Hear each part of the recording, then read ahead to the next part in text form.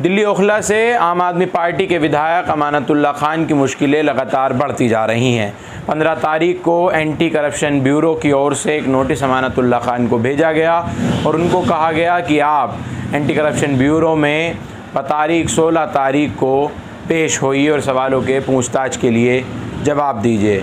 उसके बाद जैसे ही Amanatullah Khan anti corruption bureau के ऑफिस पहुँचे, उसके तुरंत बाद ही एसीबी ने अमानतुल्लाह खान के करीबी और उनके घर पर कुल मिलाकर 5 जगहों पर छापेमारी की, जिसमें उनके 2 दोस्तों के करीबियों के घर से जो बताया जा रहा है, दावा किया जा रहा है, उनके यहाँ से 2 अवैध हथियार, 24 बड़े कारतूस, 12 छोटे कारतूस और कुल मिलाकर 24 लाख रुपए की रकम 2 करीबियों के घर से बरामद हुई, जिसका एक का नाम हामिद अली है और दूसरे कौसर इमाम। इन दोनों ही घरों से 24 लाख रुपए के जो है वो कैश बरामद हुआ और 2 हथियार और तमाम कारतूस वगैरह बरामद किए गए। लेकिन विधायक अमानतुल्लाह के घर से कोई भी चीज़ बरामद नहीं हुई और इस चीज़ को अपने कैमरे में अमानतुल्लाह खान की बीवी, घर परिवार वालों ने रिकॉर्ड कर लिया। उसके बाद उन्होंने सोशल मीडिया पर उसको जारी कर ये भी बताया कि देखिए किस तरह से एसीबी के जो अधिकारी हैं उन्होंने साफ तौर पर कहा।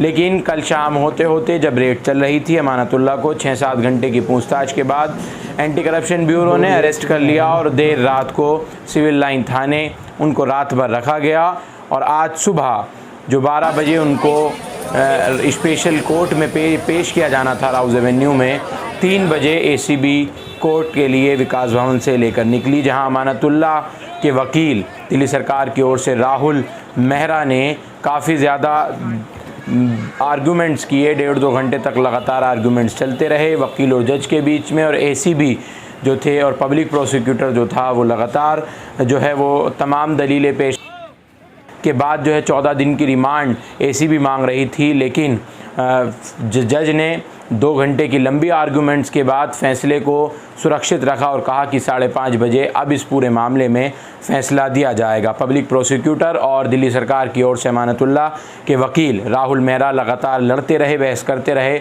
लेकिन ने कहा कि 5:30 बजे फ़ैसला दिया जाएगा। और 5:30 बजने के बाद जैसे ही तकरीबन 5:45 बजे जज ने अमानतुल्लाह खान को 4 दिन की पुलिस कस्टडी में यानी पुलिस रिमांड पर भेज दिया है। और जबकि अदालत में ये बात भी साफ ज़ाहिर थी, जज ने कहा कि क्या क्रिमिनलिटी दिखती है और क्या तमाम चीज़ें हैं, और अगर कहीं पर भी अनियमितता बरती गई है भर्तियों को लेकर वक्फ बोर्ड में, तो 2 साल से आप लोग कहाँ थे, क्यों एक ही दिन में सारी चीज़ें लेकर आए। तमाम तरह की आर्गूमेंट्स हुई, बहस हुई, लेकिन उसके बावजूद पुलिस कस्टडी में 4 दिन की अमानतुल्लाह खान को भेज दिया गया है।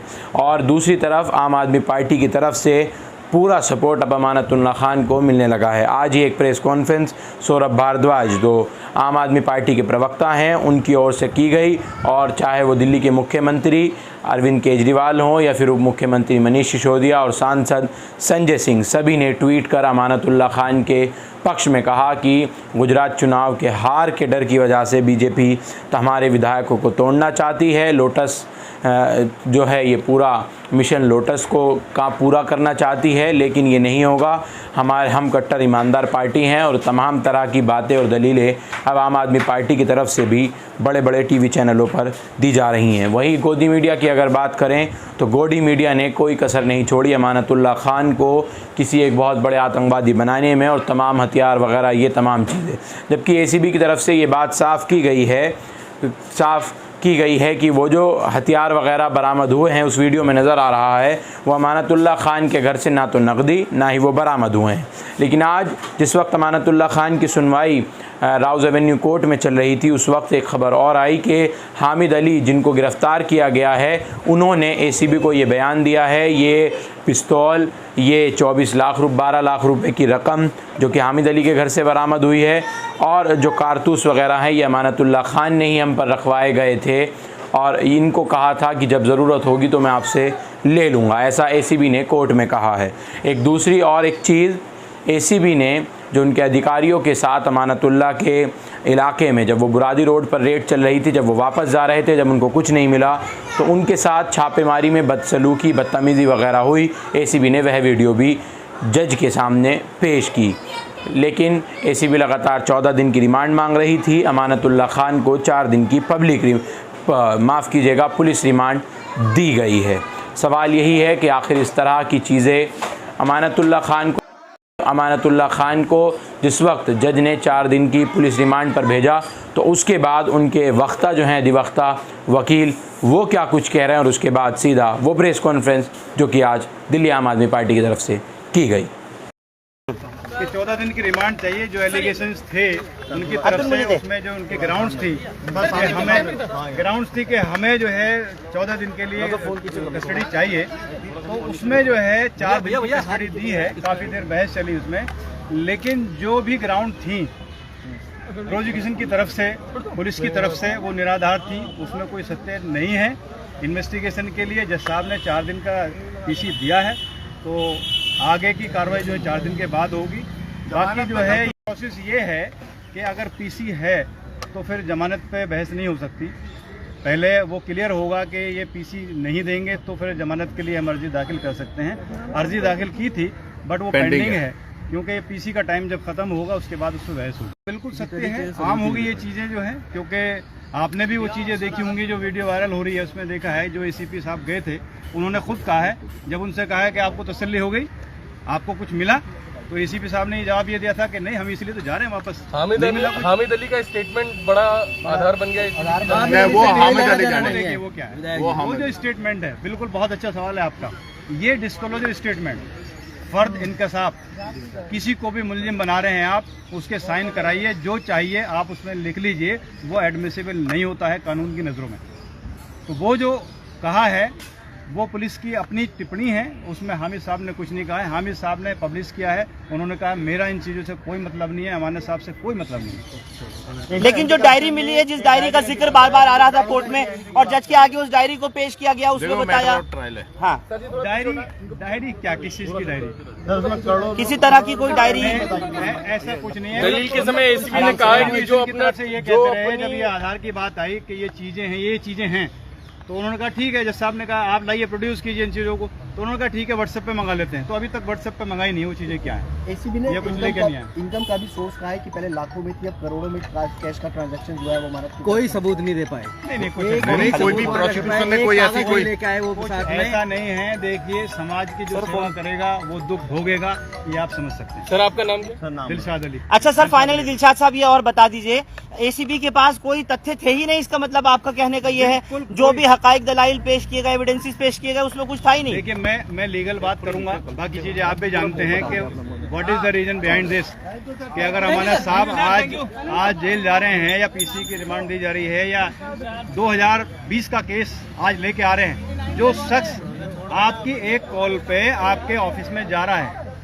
तो उसे ये डर तो है नहीं कि मुझे अरेस्ट करेंगे। मैंने कुछ किया होता तो वो नहीं जाते, भागते। और आज भी मेरी बात हुई, उन्होंने कहा मैं भागूंगा नहीं, सच से बिल्कुल नहीं भाग सकता, इन चीज़ों से नहीं भाग सकता मैं। तो इसलिए जो है वो चीज़ें बिल्कुल निराधार हैं, कुछ है ही नहीं उसमें। आप कल का जो मामला है, हमारे विधायक अमानतुल्लाह का जो मामला है,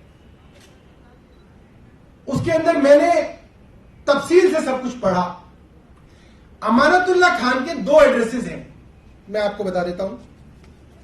A9 खजूरी रोड, फर्स्ट फ्लोर पे फ्लैट है उनका, जोगाबाई एक्सटेंशन के अंदर। जोगाबाई एक्सटेंशन, A9 खजूरी रोड, फर्स्ट फ्लोर। क्या मिला वहां? कुछ नहीं मिला, ना कोई पैसा मिला, ना कोई कारतूस मिला, ना कोई बंदूक मिली, ना कोई नन लाइसेंस कोई और चीज मिली। दूसरा एड्रेस है उनका 792 गली नंबर 7, जाकिर नगर, मदीना अपार्टमेंट। वहां क्या मिला? वहां भी कुछ नहीं मिला, ना कोई पैसा मिला, ना कोई कारतूस मिला, ना कोई बंदूक मिली, ना कोई भी गैर कानूनी चीज मिली। और कल से शोर मचा रखा है केंद्र सरकार ने कि अमानत क्या ये मिल गया, अमानत क्या ये मिल गया।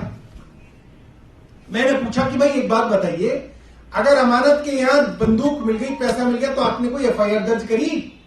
मैंने एसीबी से बात की अभी, उन्होंने बोला 2 एफआईआर दर्ज की है, 2 अलग अलग लोगों के ऊपर। कोई आदमी है हामिद अली खान, उसके ऊपर एक आर्म्स एक्ट की एफआईआर दर्ज हुई है। एक आदमी है कौसर इमाम सिद्दीकी, उसके ऊपर है आर्म्स एक्ट की एफआईआर दर्ज हुई है। मुझे ये बताइए, क्रिमिनल लॉ के अंदर आप किसी भी आदमी के घर में कुछ भी ढूंढ लो, आप उसको दूसरे आदमी के साथ कैसे एसोसिएट कर सकते हो? जो आदमी बिजनेस कर ही नहीं रहा, आप उसका बिजनेस पार्टनर कैसे किसी को बना सकते हो? अमानतुल्लाह खान का कोई बिजनेस है ही नहीं, आप कह रहे हो उनके बिजनेस पार्टनर क्या मिल गया। और मैं तो उसके आगे की बात कर रहा हूं, अगर कोई बिजनेस पार्टनर भी है तो भी क्या आप किसी बिजनेस पार्टनर के कोई क्रिमिनल एक्ट को आप दूसरे से जोड़ सकते हो? आप पत्नी के और पति के बीच में भी अगर पति ने कोई क्रिमिनल काम किया है तो उसमें पत्नी तक को नहीं जोड़ सकते आप तो दूर की बात कर रहे हैं। सिर्फ और सिर्फ हताशा है, डेस्परेशन है, और जिस एफआईआर का जिक्र किया है कि अमानतुल्लाह खान के यहां छापा मारा एसीबी ने, वो कोई नया मामला है? बिल्कुल नहीं। वो एक 2.5 साल पुरानी, 2 साल 9 महीने पुरानी एफआईआर है। जनवरी 2020 में दर्ज हुई थी। जनवरी 2020 की दर्ज हुई एफआईआर के अंदर आप किसी को बुलाते हो पूछताछ करने के लिए, पीछे से कई जगह छापे मार देते हो।